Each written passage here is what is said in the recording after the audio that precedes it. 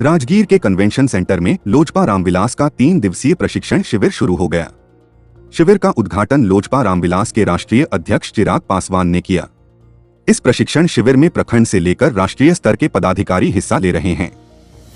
वहीं इस दौरान लोजपा रामविलास के राष्ट्रीय अध्यक्ष चिराग पासवान ने पत्रकारों से कहा कि बिहार में महागठबंधन की सरकार लंबे समय तक नहीं चलेगी। बिहार में जल्द ही मध्यवर्ती चुनाव होगा। नीतीश कुमार के विपक्षी एकता को एकजुट करने के सवाल पर चिराग पासवान ने कहा कि विपक्षी एकता भ्रम मात्र बनकर रह गया है। विपक्षी एकता में नीतीश कुमार, ममता बनर्जी, अरविंद केजरीवाल सहित 1 दर्जन प्रधानमंत्री के दावेदार हैं। चिराग पासवान ने बेगूसराय की घटना को लेकर बिहार में राष्ट्रपति शासन लागू करने की बात कही। उन्होंने कहा कि 3 दिवसीय प्रशिक्षण शिविर में कार्यकर्ता प्रशिक्षित होकर अपने अपने क्षेत्र में जाकर पार्टी की नीति को जनता के समक्ष रखने का काम करेंगे। इस 3 दिवसीय शिविर में पार्टी के सामाजिक, विदेश, शिक्षा और अर्थ नीति को प्रमुखता से रखा जाएगा।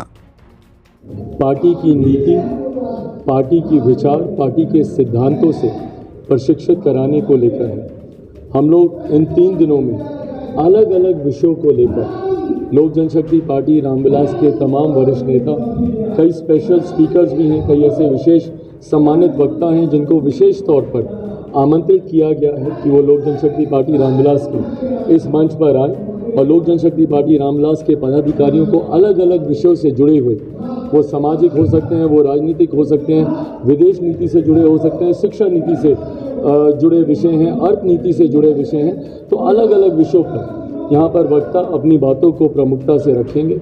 लोक जनशक्ति पार्टी रामविलास के तमाम पदाधिकारी उन तमाम बातों को अंकित कर उन तमाम बातों की जानकारी लेकर जब अपने अपने क्षेत्रों में लौटें, सोच यही है कि उनके माध्यम से पार्टी के कार्यकर्ता प्रशिक्षित हों और उनके माध्यम से पार्टी की नीति, रणनीति जनता तक पहुँचे, बिहारियों तक पहुँचे।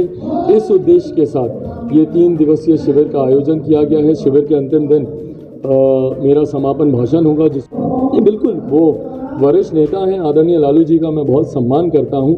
वो ज़रूर अपनी तरफ से प्रयास कर रहे होंगे। ये प्रयास मेरे मुख्यमंत्री भी कर रहे हैं। दिल्ली दरबार के वो दर्शन करते हैं, बिहार में अपराधियों को गिरफ्तार करने की बजाय जाकर वो कोशिश करते हैं कि वो प्रधानमंत्री पद के वो दावेदार बन जाए। पर विपक्षी एकता हम सबका जो अनुभव रहा है, मैं अपना ही जिक्र नहीं कर रहा, आप सब लंबे समय से राजनीति को करीब से आप देखते आए हैं, हम सबका जो अनुभव रहा है, विपक्षी एकता एक भ्रम मात्र बन के रह गया।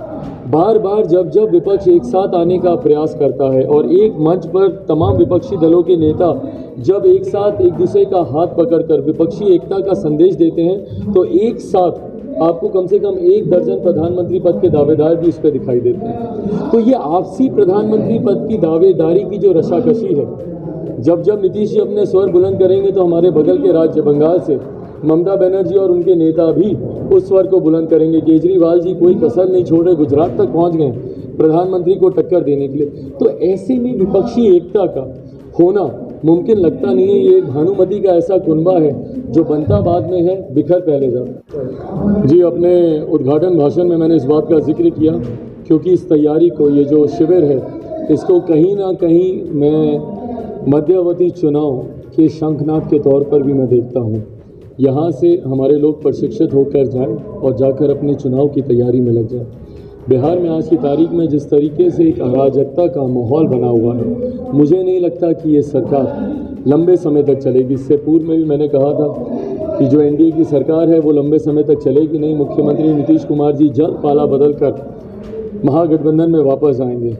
अब इसे एक मौसम वैज्ञानिक के सुपुत्र की सूझबूझ समझ लीजिए या उनकी रगों में मेरा खून समझ लिया, मेरी रगों में उनका खून समझ लीजिए, जो भी हो, पर इस बात का अनुमान मैं आज भी मैं लगाता हूं और मैं इस बात को मानता हूं कि बिहार में जल्द मध्यवर्ती चुनाव होंगे। जिस तरीके से राष्ट्रीय जनता दल और जनता दल यूनाइटेड के नेताओं के बीच में एक टकरार, एक अदृश्य दरार दोनों के बीच में दिखती है। भाई, जनता दल यूनाइटेड के जो नेता जीत के आए वो किसके सामने जीत के आए? वो राजद के ही लोगों के सामने, कांग्रेस के ही लोगों के सामने जीत के आए। तो कल को जब चुनाव की परिस्थिति आएगी, सीटों के बंटवारे को लेकर विभिन्न मुद्दों में, इनमें भी टकरार देखने को मिलेगी।